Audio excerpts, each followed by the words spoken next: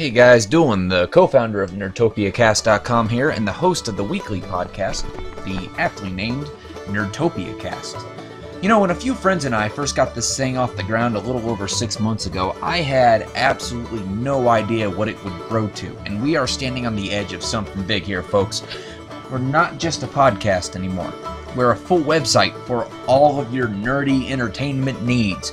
So, what have we got here on NerdtopiaCast.com, you might ask? Well, I'm glad you did. Let's give you guys a rundown on the weekly geeklies, shall we? Let's. Okay, starting off on Monday. Let's kick off the week. Let's get things started right, man. Monday.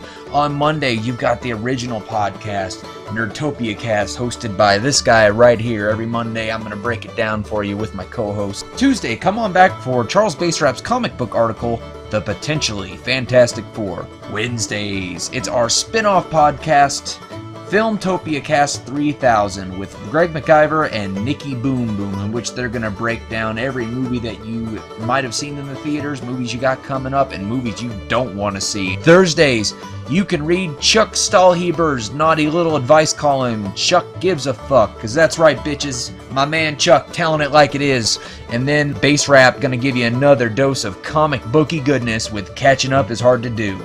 So you can pretend you know your way around the comic books. You're at a party and somebody's like, hey, you know, what's the deal with that lady Sif and Thor? She's kind of hot. And you go, oh, she made her first appearance in Thor number 12. And you can pretend to know all that shit because Charles Bass Rap's gonna provide that information for you, man, and no one will be the wiser for it. Friday, coming up on Friday. On Friday, you get a second dose of the Potentially Fantastic Four, Judgment Day, with Charles Bass Rap, and our weekly video cast, The Snugglebun Takes on The Walking Dead, in which our cute British correspondent Jessica Hunter will review the latest episode of The Walking Dead for you. But you gotta get through the British accent. She'll talk about the zombies. I can't do it, but let me try. Hello, zombie. Would you like a spot of tea? You know, I can't, man. I've been an actor for 20 years and I still can't do a damn British accent. Anyways, man, moving on. Saturday.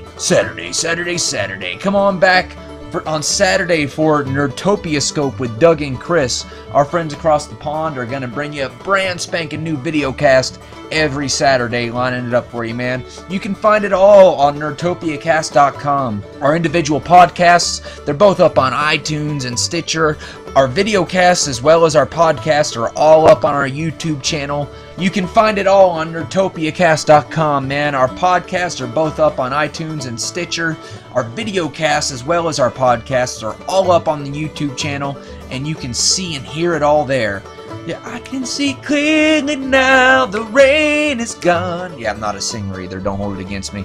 Guys, you can follow us on Twitter, @NerdtopiaCast, or on our Facebook page, facebook.com/NerdtopiaCast. And here's the great thing, man. You ready for the hook? Here's the hook. Here's the catch. There is no catch, brother. It's all free, bitch. No money out of your pocket. We ain't charging you a single dime. Not until we start hawking t-shirts anyways, but we haven't crossed that bridge yet. We'll let you know.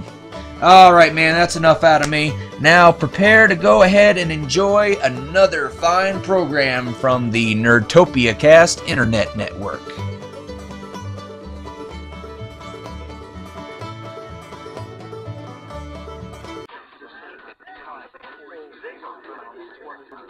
This is one hell of a Halloween party. We're all underage and intoxicated. Tonight's gonna be a great night. Nothing can possibly go wrong.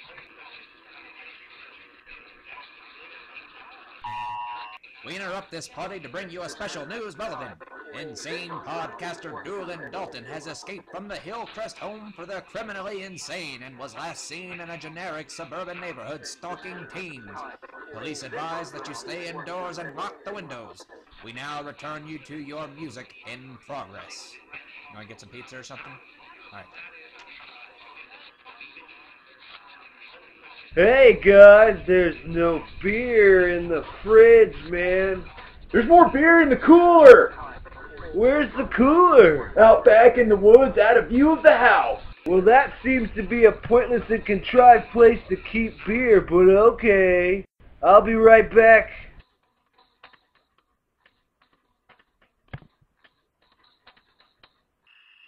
Dark out here. Where's the cooler? Hello? Bill? That you? Who are you?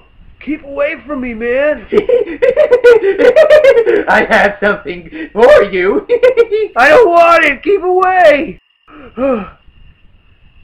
No! No, what are you doing?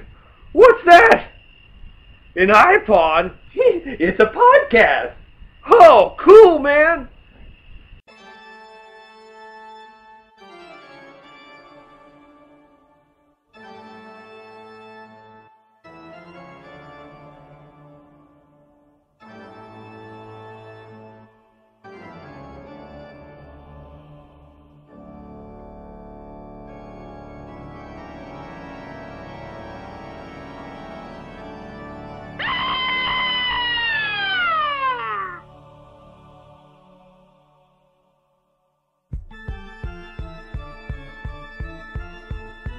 Greetings, listeners, and welcome to the NerdtopiaCast Halloween Spooktacular.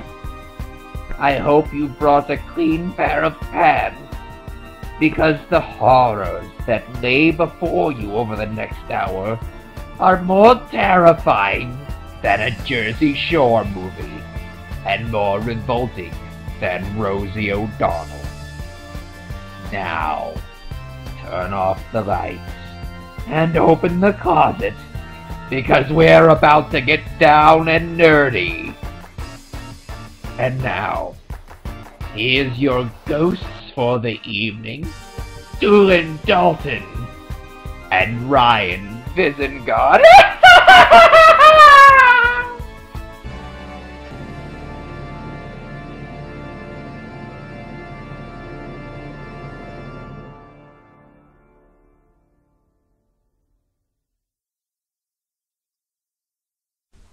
On October 30th, 2012, Doolin Dalton and Ryan Visengard sat down to record a podcast. The podcast itself was all that was recovered. Hey guys, welcome to the Halloween episode of NerdtopiaCast. I am your host, Doolin Dalton. Yeah. Darton? Darton? Hold on, I'm low. Let me drink some more. Let me try. Alright. Try again? Let me try again. I am your host, Doolin Dalton, and with me is my co-host, Ryan Visengard! and this is our Halloween episode of NerdtopiaCast.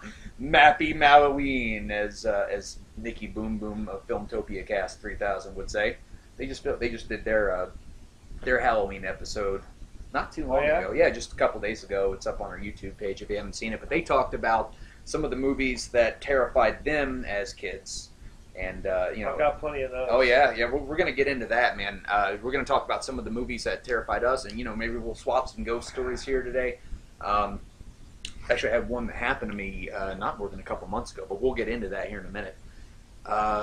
First of all, in tradition of Halloween, I like to go back and watch a movie that scared me particularly. What the hell is up with this chair? It's like I'm leaning back in this chair and it keeps on popping out.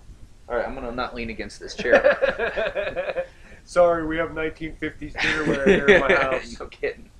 No, but one movie that particularly scared the hell out of me when I was maybe like 11, 12 years old was Fire in the Sky, which was supposedly based on the true story of the alien abduction that took place out in Arizona with Travis Wolf.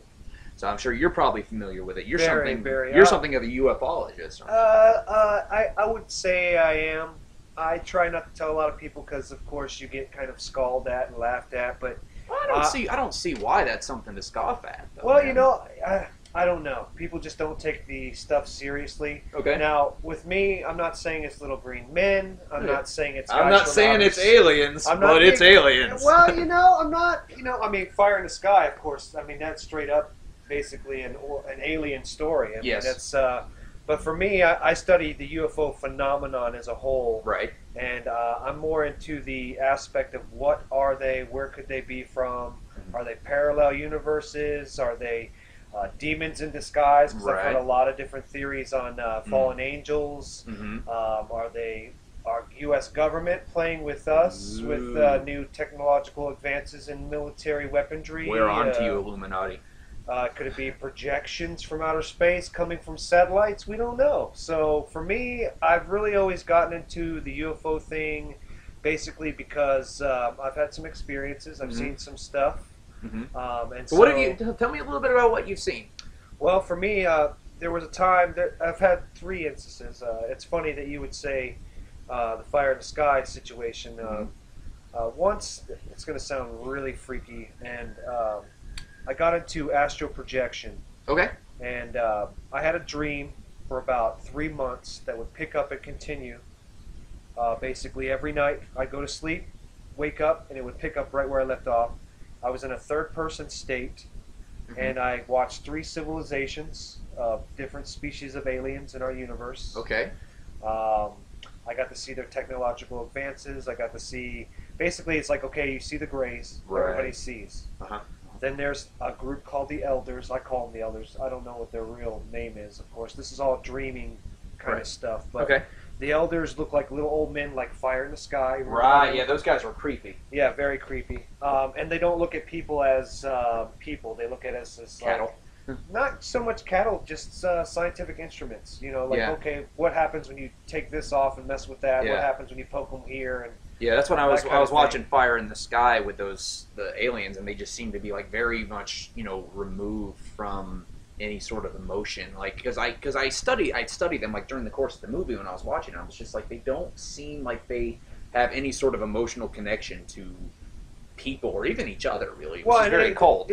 Well, if you remember in the film itself, there is a scene where he bumps into suits that look like the Greys. Yes. Well, in my dream, this is crazy, but in my dream, but here's a space suit. There are Greys, but they also wear these Elders wear spacesuits to kind of take the heat off them.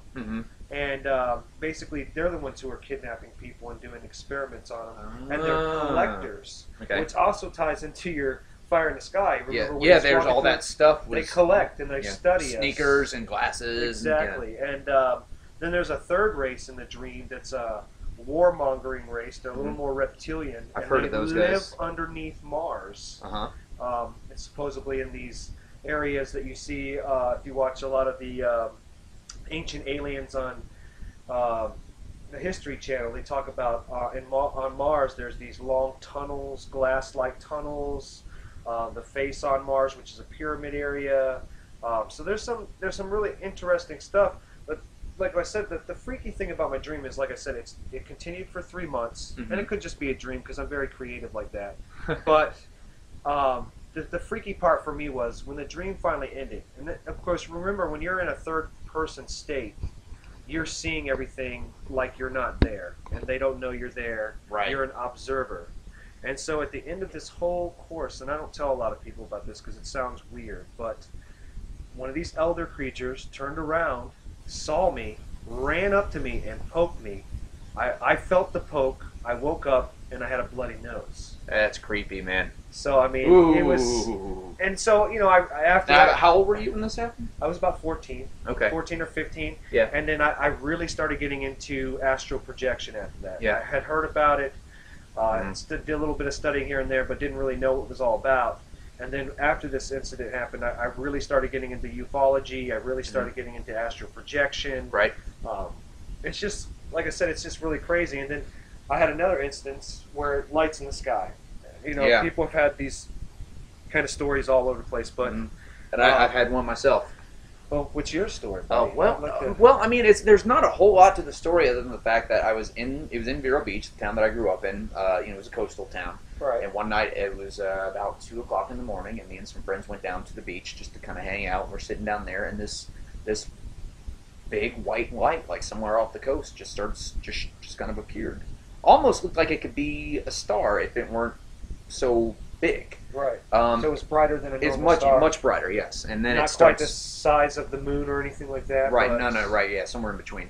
But it starts zipping left and right, left and right, left and right. That's kind of odd. And so we're watching it, and then it starts doing figure eights, and we're like, that's weird. And then like another one appears, and starts mimicking the first one, and then a third one appears, and they start weaving in and out of each other and shit. We're just like, we sat there on the beach and watched these lights for like 2 hours. Now another thing that's Now, kind what, of they out in the ocean? yeah, out over the ocean. Now here's another interesting thing that kind of ties into is my father's friend. His name was Buster Conway, also known as Alfred Conway, and he spent his entire life before he passed away devoted to finding pyramids, which he swore up and down were located off the coast of Vero Beach, Florida.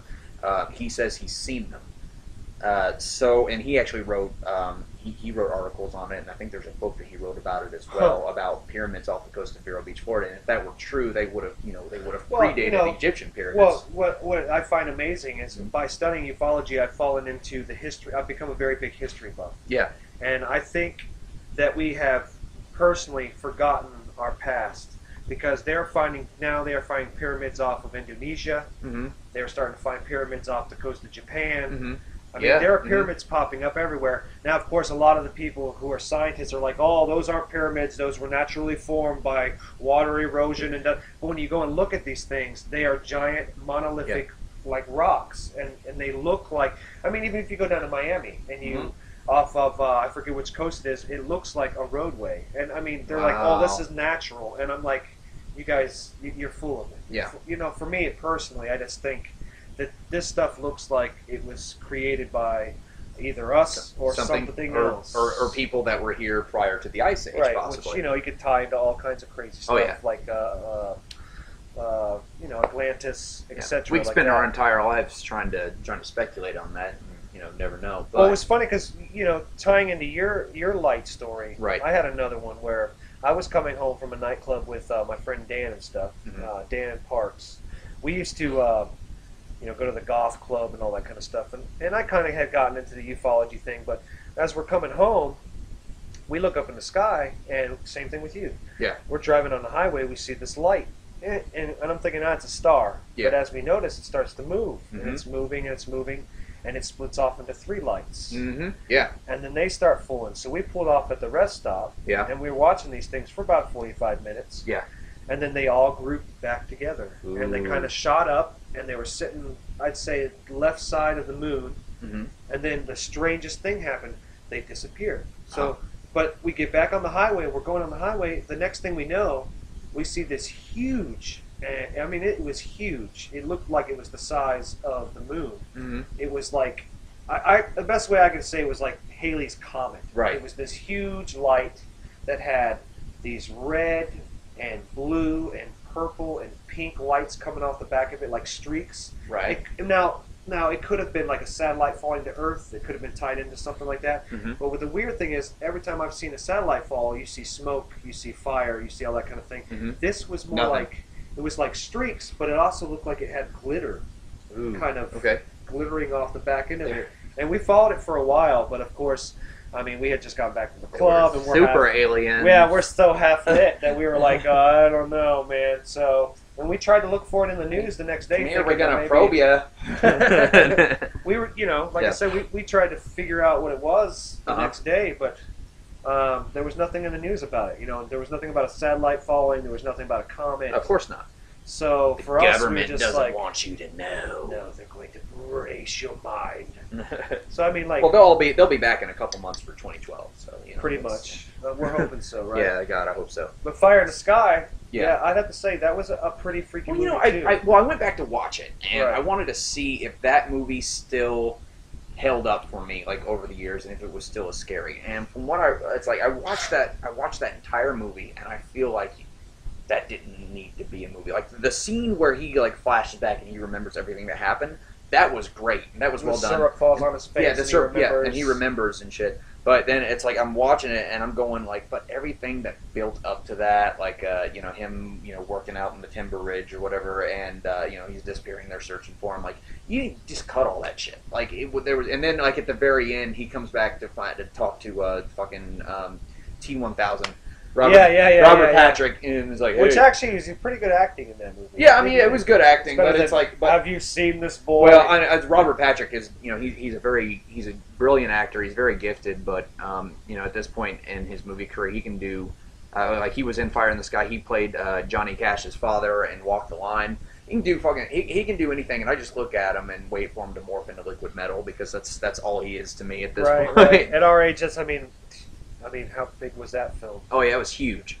But but then there's like the scene at the end where he just like kind of goes and picks him up. Apparently they haven't talked in like 2 years, and he's like, "Hey, I forgive you." He's cool. I forgive you too. And then that's what do I forgive you over? Oh, okay, yeah. well. Oh, you got out of the car. Well, you left me. Well, Travis, you were a dumbass. Like you walk up to a giant UFO.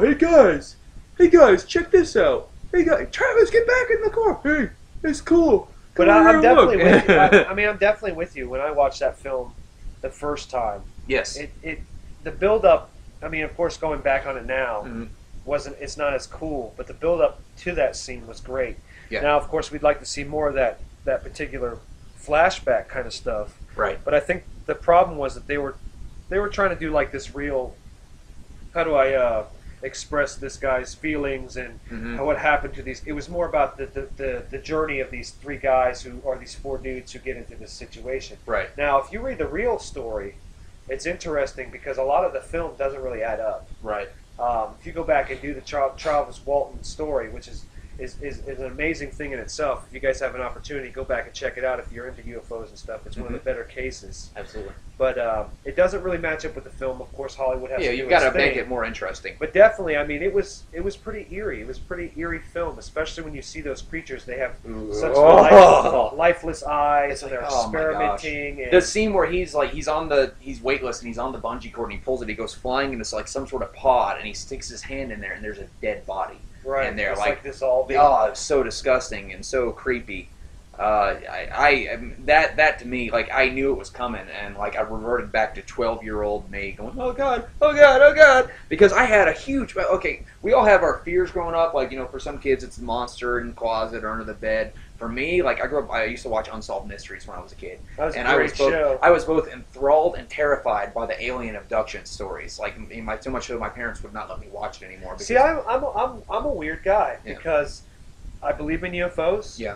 I believe that there's life out there in space. I'm not saying that the UFOs we see are from outer space. Right.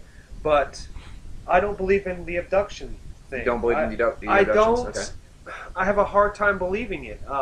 Maybe because I don't have personal experiences. Maybe because I haven't really dove into the whole thing.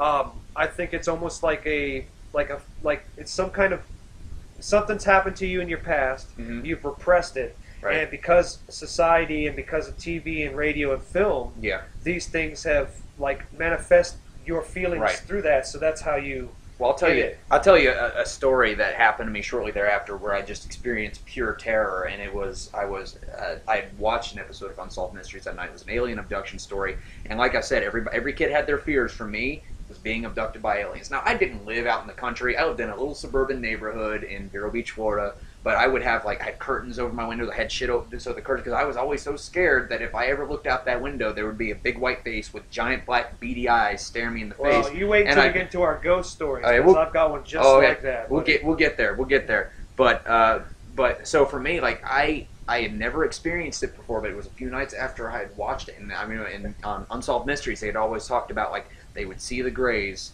and then they would be unable to move.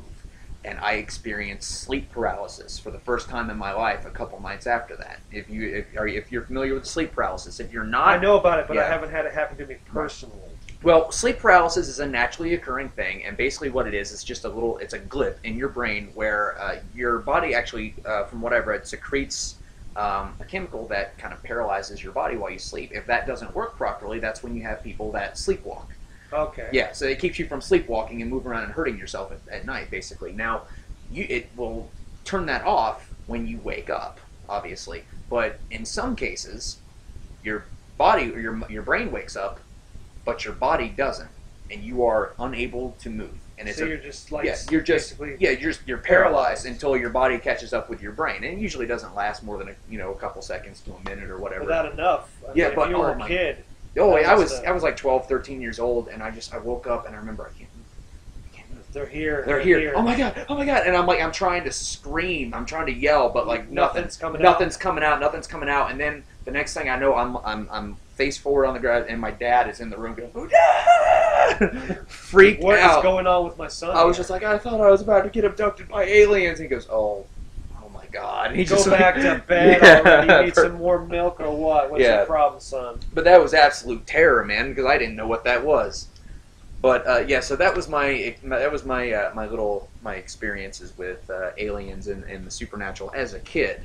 But you said you have some ghost stories. We're gonna throw some ghost stories back and forth here, man. Okay. So go ahead. How recent is your ghost story? It's not a ghost story. Mm-hmm. I'm not exactly sure what it was. Okay. It was something unexplained. I was about 10 or 11, Mm-hmm. and as you know, I used to travel with the circus when I was a kid. Yes. I have a big circus history past.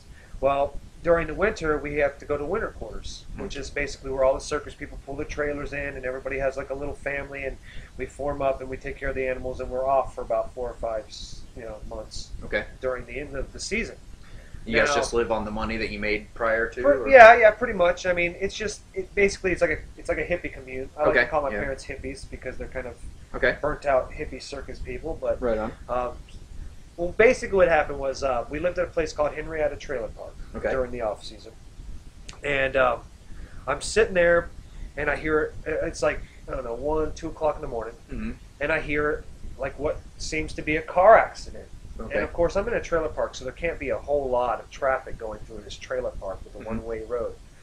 So I wake up, I look out the window, and there's a car up against the telephone pole. Mm-hmm. This guy's hanging out of the car. Oh shit! Okay. Blood, everything, the nastiness. Is there a road anywhere nearby? So basically the road would fork off that goes by our trailer, and then it goes up around the corner, and that's where the telephone pole.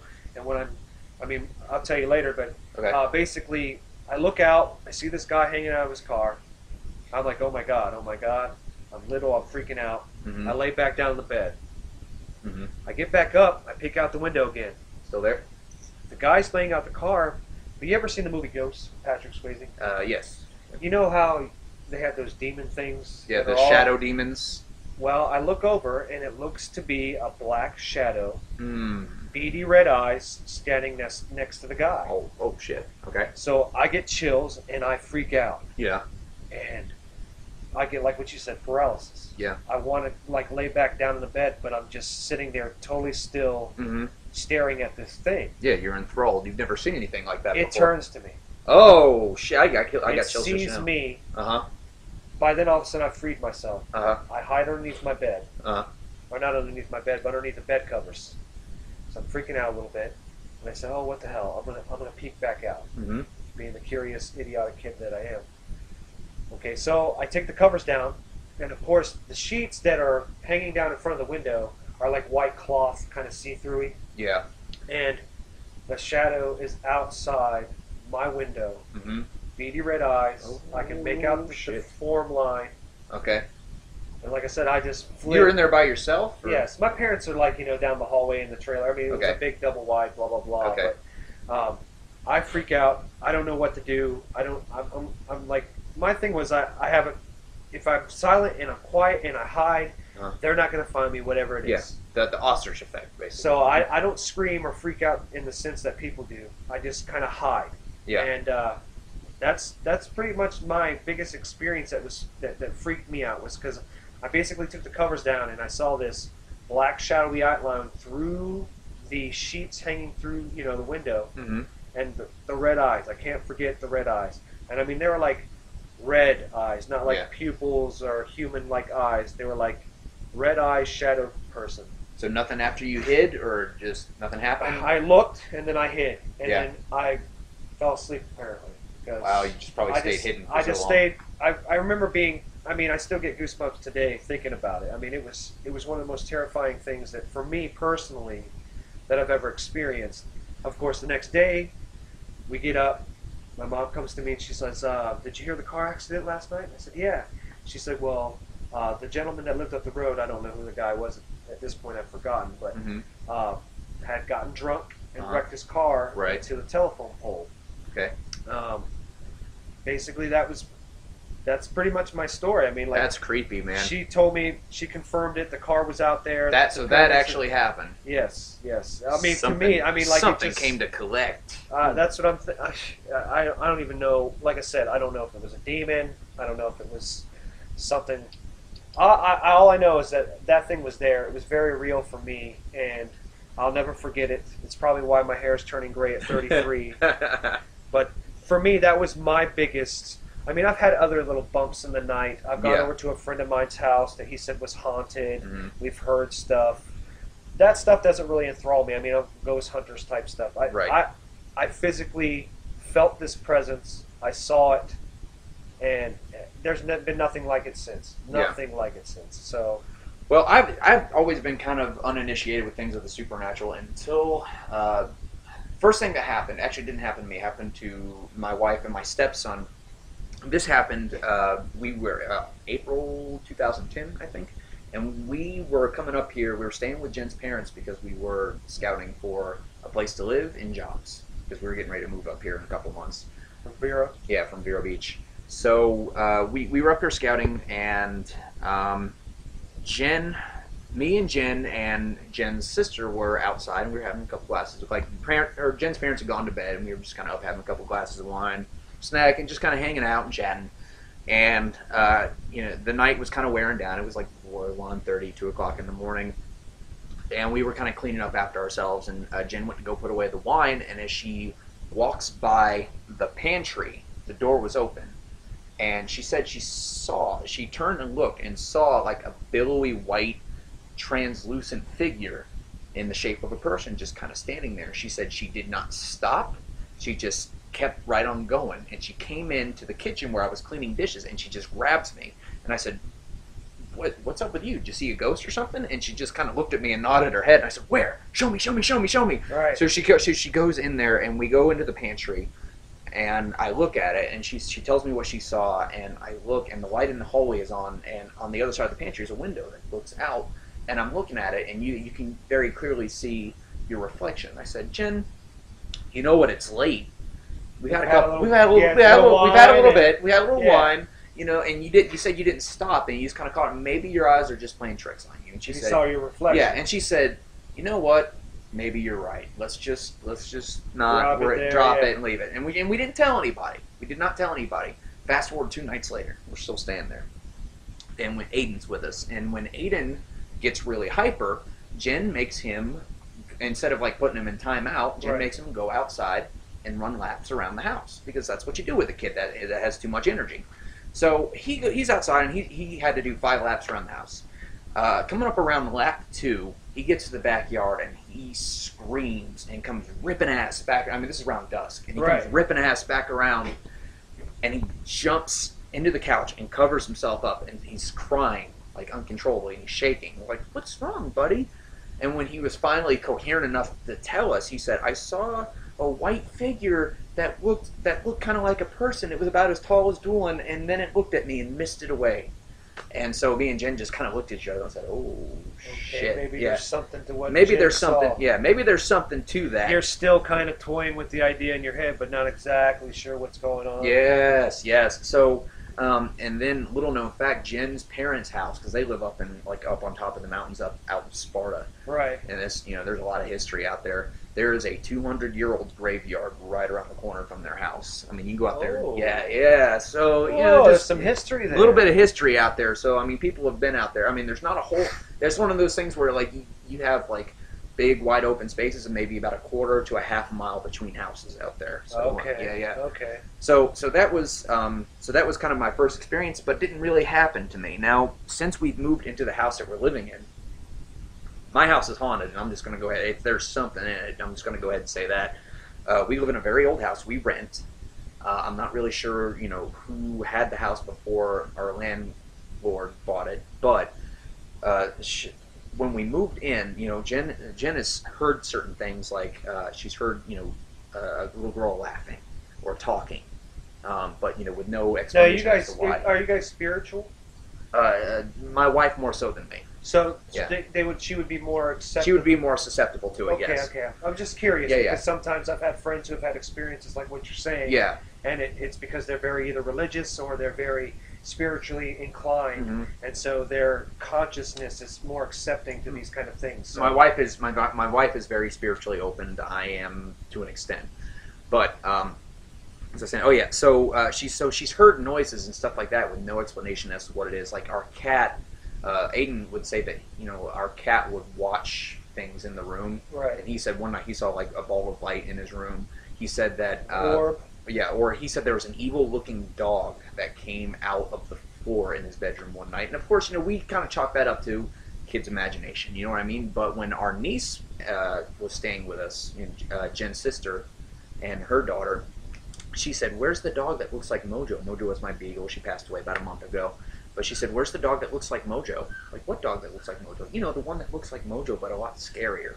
And she was like 4 years old, and we're going... That's a little weird. Yeah, that is a little weird, because the dog would sleep in the room with us at night, so there's no way... Yeah. Strange. So, yeah, so, you know, strange occurrences, and then stuff like Jen would be in the shower, and the razors, like where she would shave, they'd be up on top of the shower, would just start popping, like the water would go cold, and then they would pop up in the air, like for no reason whatsoever, stuff like that. That's really bizarre. Now, last month, maybe a month before.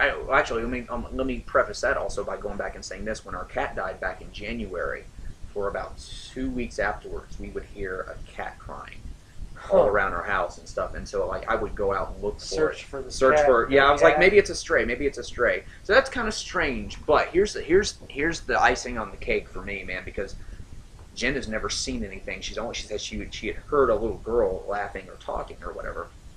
So this is my thing. Like, if you go into my house, downstairs, you walk back into, like, the basement / storage area, and there's a bathroom down there. Well, I was home by myself, so I'm using the bathroom. The door's wide open because there's nobody in the house.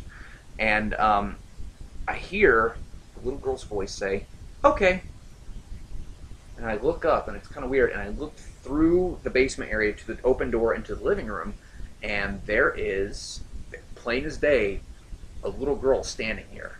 She looks like she's maybe about 6 or 7 years old. She's wearing like a brown sweater with jeans, and she's got barrettes in her hair, almost kind of like a kid of the 80s. Like 80s, like or an maybe, 80s, like an 80s kid.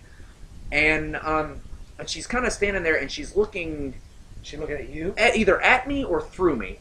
I can't really tell. Like, she's like her focus is in my direction, but I can't tell if she's like looking at me or not.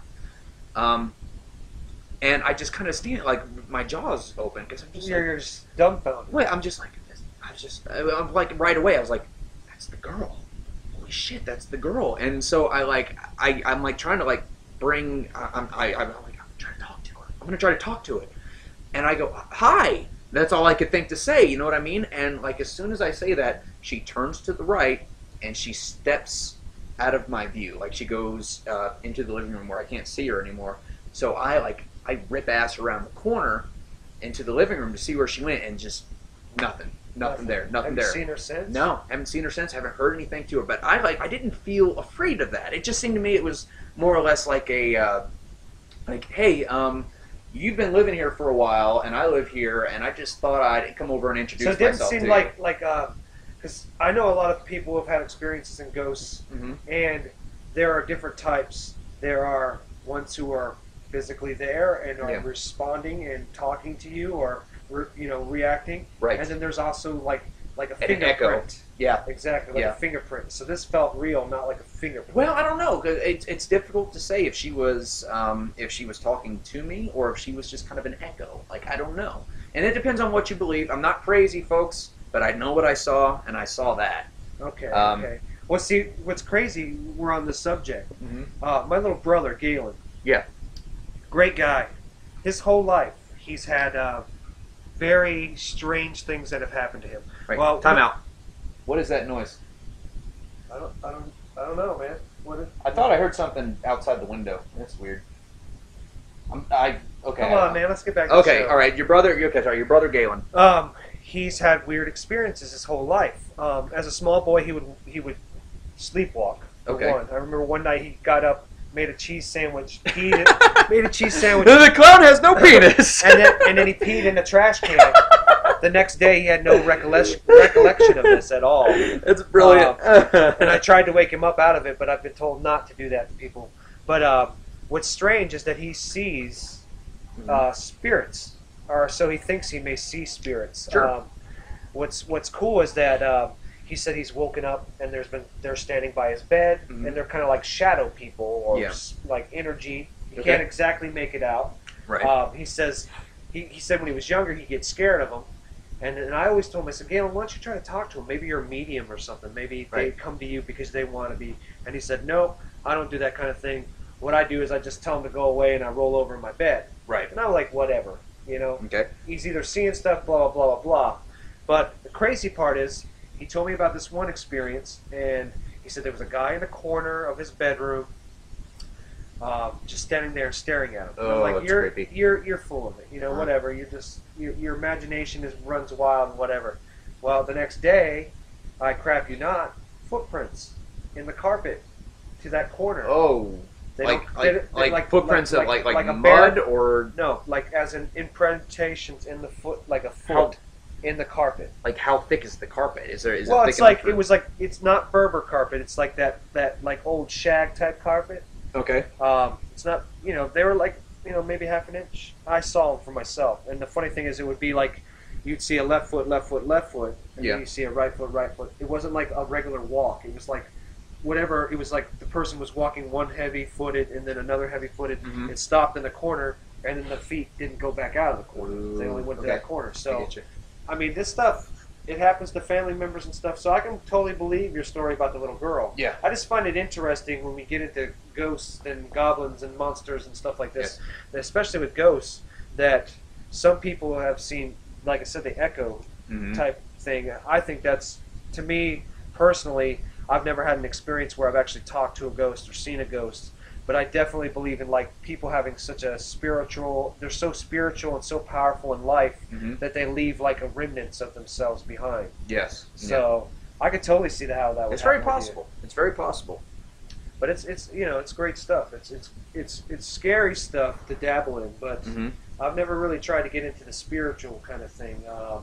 I've been spiritual off and on my whole life, but I don't think I've opened myself enough to experience these kind of things the way that some people have. Right. Well, you know, I've heard stories about people who dabble in that, and my mom told me a story once about a woman who had kind of she was very spiritual, and she went into astral projection, and that was kind of her thing. And she told an absolutely terrifying story when I was a kid, because she was over at the house and she didn't talk to anybody about it for years, that she had astral projected herself into, like, usually it would take her to happy places. Right. And in this particular instance, it took her to a place essentially where demons or dark forces of some place would congregate. Like a hell type place? Kind of like a hell type place where they would congregate. Purgatory? Not so much purgatory, like more dark. Okay. More on the negative side of things, where they would congregate and discuss their plans, basically. And for a long time, she was there, and they were unaware of her presence until they were aware of her presence. And, see, that's so crazy because it ties right back into the alien experience. That I had with the dream. Exactly. Astral projection, that's what I thought of. Going somewhere else, and then all of a sudden them knowing that you're there. And but she said it was just a situation where, like, they're talking, and then all of a sudden they stop, and simultaneously I'll just turn and look at her. See, that is so crazy. That is a crazy, crazy thing, man. Because, I mean, like I said, when I had that dream experience with the aliens, it felt real. It felt I could feel the poke, and then I woke up and I had a bloody nose. And so for me, it's a real experience. These things, you know, can happen to people. So. Yeah. I mean, there's science out there, and there's only so much that it explains until you go into the realm of the supernatural, and that's basically what it is. It's things that science has yet to explain. Well, what's crazy is, like, you know, tying these ghosts and angels and demons and even the alien experience together. Is that I've been doing a lot of studies, and there's a gentleman called Chuck Mislett. Now, I don't believe all his ideas, but he's a historian, and he is also a biblical scholar who has studied all the 9 Bibles or 7 Bibles or whatever they're all the different religions, basically, and has gone into the idea that UFOs are actually the fallen angels, which I've heard that said before. So that they're like basically they're demons who have been trapped on Earth. And they're taking, because you've heard throughout the medieval days and throughout history about demons and people seeing possession. And so what's happening is, instead of these demons being demons, they take a form that people of our generation or in our century can deal with and understand a little bit better than seeing some foreign demon in a corner. Like in the middle. So instead they're taking on the form of the Greys. They're taking on the form of UFOs. They're taking. So it's Whereas really, if it was 1,000 years ago, it would have been the form of, say, a two-headed goat monster There you thing. go. Yeah, Exactly. there you go. So they're taking forms that we would recognize, Mhm. and then they're trying to establish contact with us Mhm. without saying that it's spiritual, by saying it's UFOs, so that they can. It's a whole. I mean, if you get into But this stuff, you could it's- tie that back in with like other, like you know, the Mothman or the Jersey Exactly, Devil or things exactly. like that. You know, It's crazy. It is and that's absolutely yeah. insane. And those kind of stories are things that I like. Anytime there's something on like either History Channel or I'll search Netflix for those kind of things. Tales of like you know the Mothman. Well, Netflix is getting better. Yeah. I have to admit, they're getting better slowly. It's very hard to find these documentaries because, you know, unfortunately, people in this day and age, they just don't want to take the stuff seriously, which is fine. I can understand that. You got bills, you got kids, you got your life, and you don't want to dabble in it. It's interesting because, like you said, the supernatural, there's only so much science can explain, and there's only so much that the spiritual world can explain. Right. And it's somewhere in between that these weird things are starting to happen. And I have noticed, studying ufology, studying the supernatural, that these stuff it's coming more and more. They're becoming more and more prone to it. You're seeing more and more of these things happening. Mhm. It's just it's very strange how all this stuff is starting to pick up a lot more. 2012. And exactly, like, oh my They're god, coming back. oh boy. So, But you know it's fun. it is something to to question, because I mean I'm not an advocate for Ancient Aliens or any of those shows or whatever, but it is kind of funny that all of these different civilizations that didn't have contact with one another drew these same pictures. You know what I mean? You have these images of things in the sky. You have these images of these people. So it's just a point of interest. It definitely is. I mean, you know, them constantly saying how beings from the heavens, Yeah.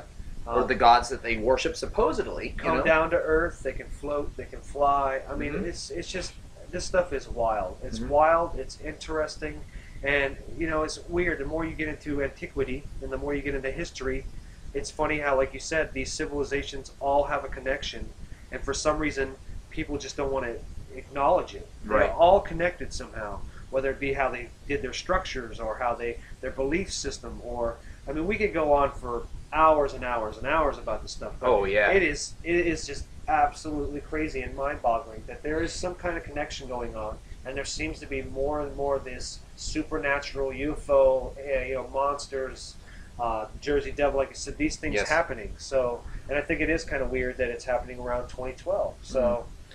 You think there's anything to that? You think there's anything to the 2012 phenomenon? Because I think it's just going to be another day, honestly. Yeah, I think we're going to wake up the next day. But I have said to my family and my friends that I wouldn't mind all hanging out on the 21st, which is the beginning. Have an end of the December. world party. Well, December It's- 21st is the it's- winter solstice, right. and just in case something does happen, you know, I'm not saying that there will. Yeah. But in case the world's polar axis decide to flip shift. on us, then Or if the aliens come back, or if Nibiru, hey, at least we're all hanging. Yeah, Nibiru hits, or Nibiru, Well, how the hell you pronounce you don't even get me started into that stuff. I could go into that stuff, but asteroid, personally, to super tell you the truth, volcano.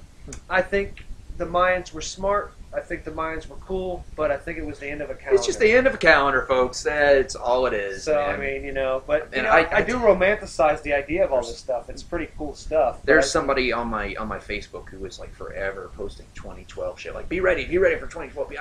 I finally I unsubscribed from their newsfeed because I'm just like, I get sick of reading this shit. Because it's funny because it in itself, the government doesn't want you to know. It's its own business in itself. And Yes. they're trying to have you buy books and DVDs Yes. about the end of the world, and you need to build your little Fear base. sells, man. It's crazy. It's crazy. And what I think is funny is, like you were just saying, Narubu or Neribu. I don't even know how the hell it's pronounced, man. But supposedly a planet is going to collide with our planet on December 21st, 2012. Well, that's what they say, but then it also says they'll pass by, and this is where Jesus is, and where like, there's a celestial aliens body coming are. right for us. I was like, of course there is. They're There's saying- always a celestial what's funny body is when coming you get for us. into ufology, they explain it a little bit when you get into basically Planet X. Yes. And just a couple months back, I believe, they were saying, well, it's coming in, and that's why you're having all these earthquakes, and that's why you're seeing the tsunamis. And I'm like, It's a natural. It's naturally. I'm occurring sorry, shit, but if dude. there was a planet bigger than Jupiter, Mhm. we would know and we would see it. Yeah.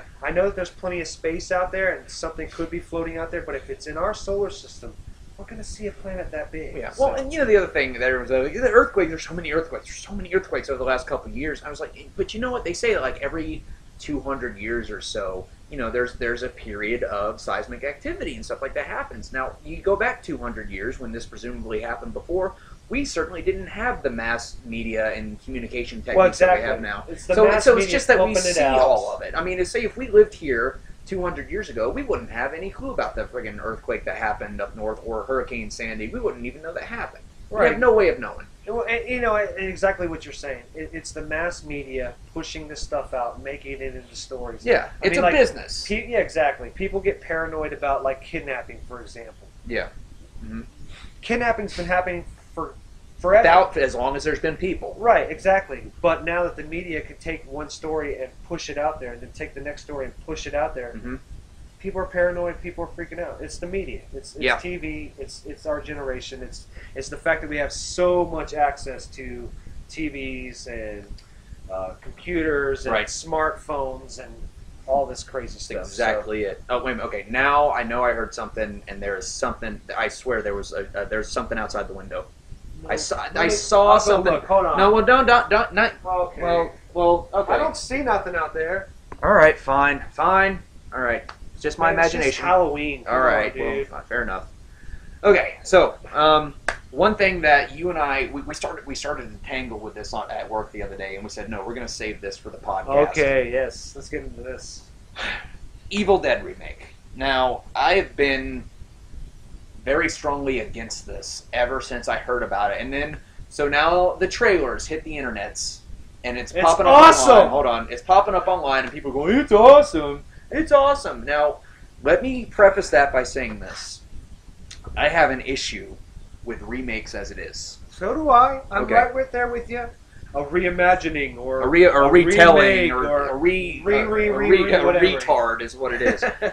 We don't freaking.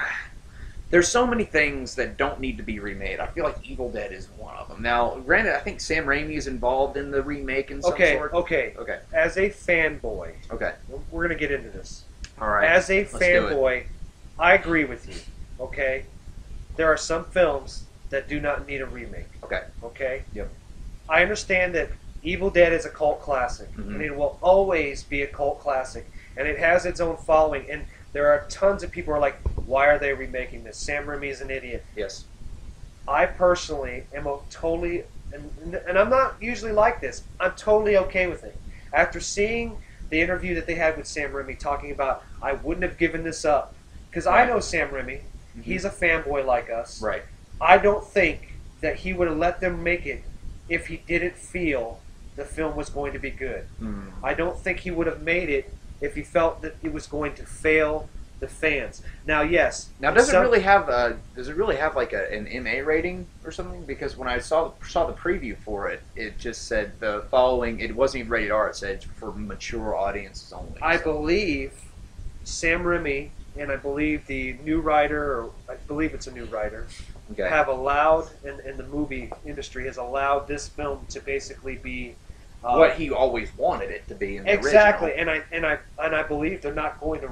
It's going to not have a rating. It'll be rated R just for the sake of R, so that kids can come see it or people can come see it. But I do not think it's going to have a rating.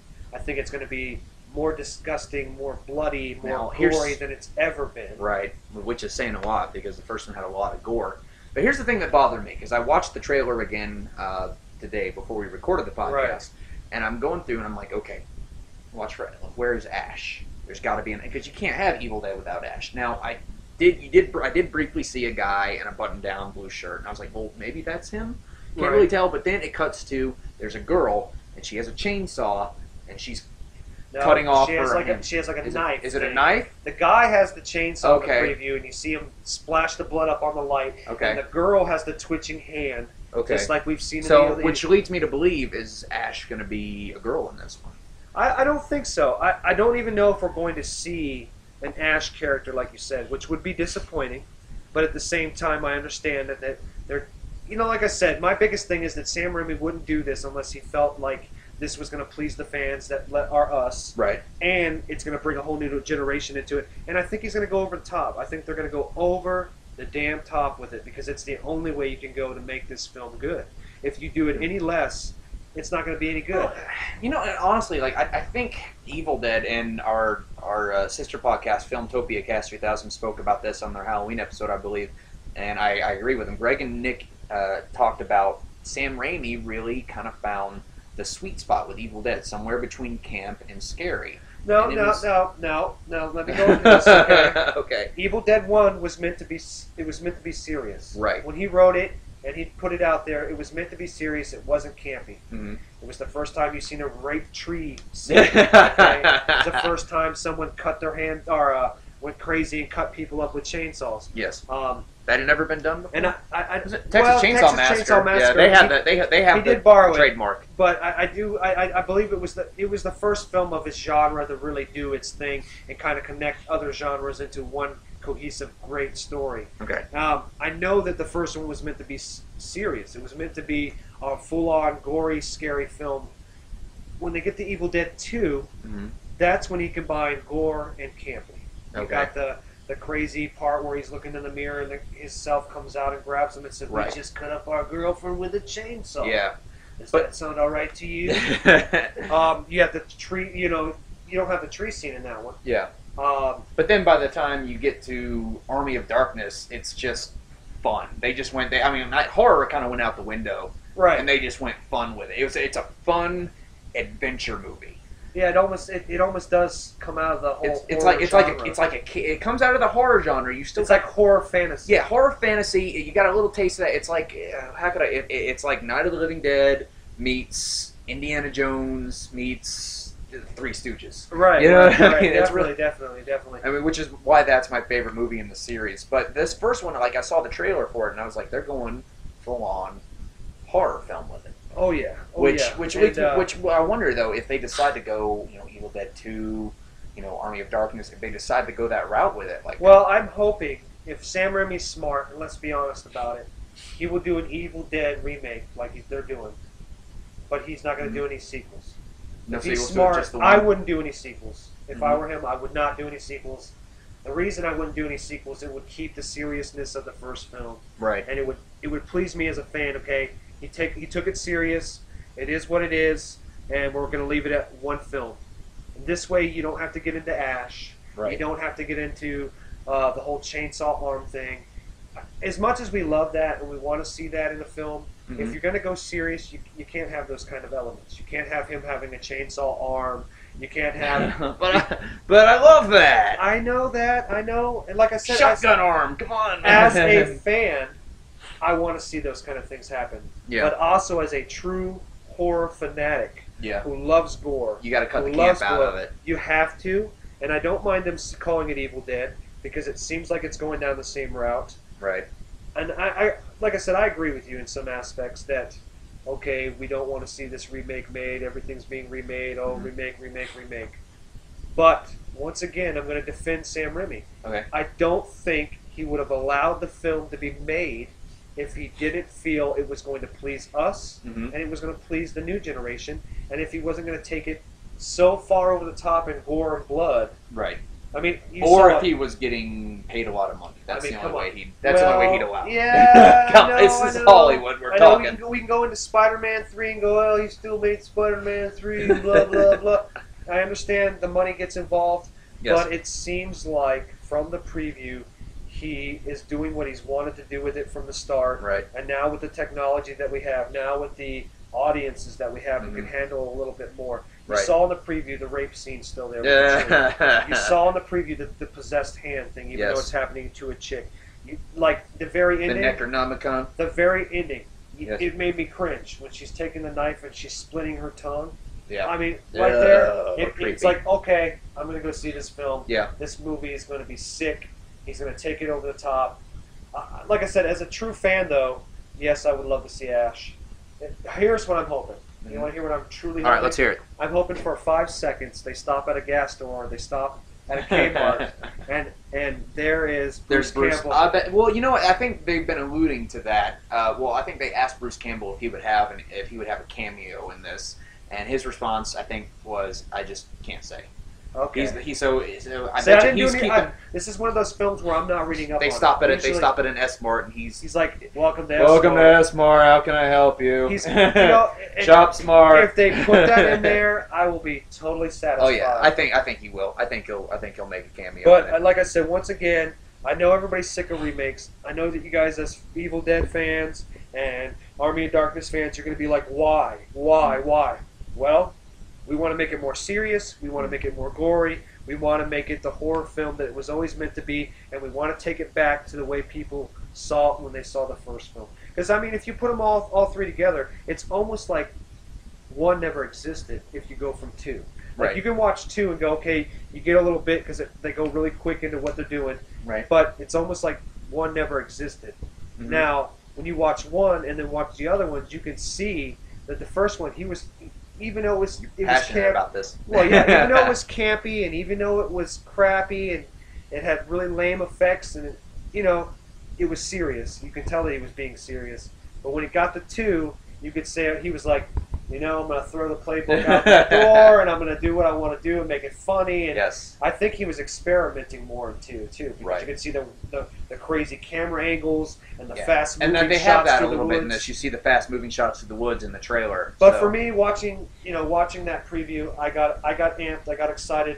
I know that there's going to be scenes in it that we recognize as Sam Raimi's kind of camera angles. Mhm. I know we're going to see some stuff that, like the Necronomicon and how he started to read it, and it's actually still the same words. Yes. The basement scene.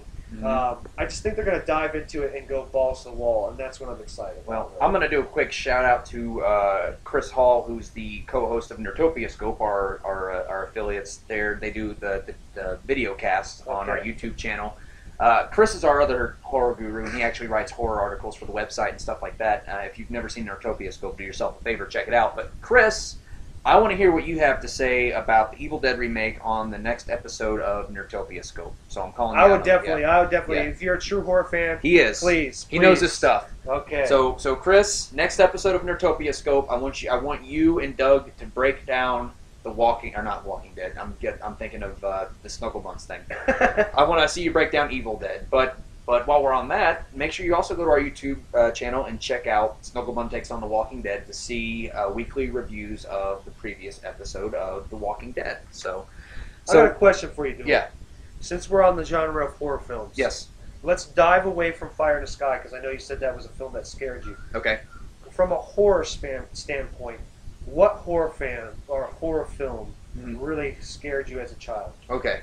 As a child, because Like I said, I'm trying to some think. people never even got to see movies when they were kids. Because I didn't watch a lot of horror movies as a child because I was afraid of them. I was afraid of horror movies. I was not a big horror fan. It wasn't even until I was a teenager that I even started watching them. So what was your first horror flick? How's that? I think I seem to recall watching like bits and pieces of Nightmare on Elm Street when I was a kid, like the classic, the original Nightmare on Elm Street, and that was Johnny Depp being Johnny Depp, and then the big blood splatter explosion everywhere, stuff like that.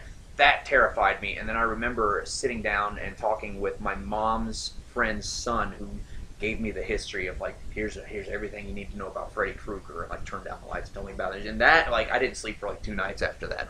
So for me, it was always Freddy was kind of the big one. He was the big movie monster that haunted my nightmares, no pun intended. But yeah, so Freddy, and then I saw actually recently Insidious, which came out a couple years ago, which was kind of in the vein of astral projection and stuff like that. Right. I saw Insidious, and I know a lot of my friends who are true horror fans didn't like it. Oh my but gosh. I liked it because they had Just a lot that of scene. Oh my. Okay, there's a scene in that absolutely terrifying where it's spoilers. Like the kid, I'll keep the synopsis short, but the kid gets trapped by a demon in the spirit world, and his dad has to like astral project and go save him. But there's a scene there. when he walks by the bedroom. No. He comes and he finds his son, and he's like chained to this post, and then there's this red-faced demon. They don't show all of them. They kind of keep him either really close shots or like far away angles, or he's in the shadows or whatever. They kind of leave most of it to your imagination. But he's listening to the "Tiptoe Through the Tulip" song. Have you ever? It's just and he's The way sitting they there, take that old stuff. "Tiptoe on the window," or whatever. Yeah, and it's like, and he's sitting there sharpening his nails on a file and stuff like that. And then he's like, come on, we got to get you out of here. And he goes, Dad, he's looking at you, and he turns around, and it's like, boom, and he's right there, and I got chills thinking about it, but that scene was fucking terrifying, and I was just a couple years ago when I saw that, and I was like, okay, I'm done with horror movies for a while. They did have there was a scene that actually gave me chills. It's like he's walking by the bedroom door. Yeah. And there's a little kid's, like, little bed and stuff like that. Yes. And it's in the mirror kind of type deal. That got me. I actually, there was quite a few jumps. But I'm going to explain something to you. This is probably going to, explain a lot. See, as a child, when I was 4, my mother took me to see Cujo. Oh, that was my first. It wasn't a horror movie. Lay down on the se. couch, Ryan. Tell me all about it. It wasn't the greatest movie to go see when you're 4. Yeah, probably not. If you don't know You're what afraid it is, of dogs. it's a short film that Stephen King wrote, and it's about a rabbit dog that gets bit by a rabbit, and the dog basically gets rabies and terrifies this woman and her son. Yes. And it was just, that was my first horror experience for me. And the dog jumps up on the dang car and shoves its face into the glass windshield and then spits saliva. And then from there, it was just a love affair. I remember when I was 6, I watched Jason Lives, and they stuck from the very beginning, it gets you going, even though now, looking back, it's campy as hell, but they stick a rod in him and they shock him back to life, and he gets up and he's got the maggots crawling out of his face, and he puts the hockey mask on. And so from there, it's just been a love affair. I love horror flicks. And then, of course, sci-fi is the next genre that I'm really into. Right. But I'd say it explains a lot about me. I mean, I've been into the horror business my whole life, building haunted houses, scaring people. That's right, yeah. It's good stuff. It's good stuff. So now I know I see something outside.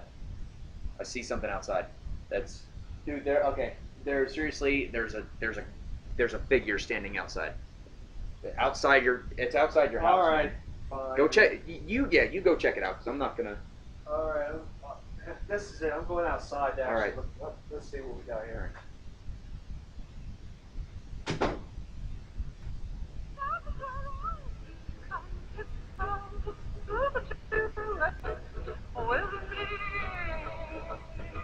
Ryan. Ryan. Who are you? Who are you?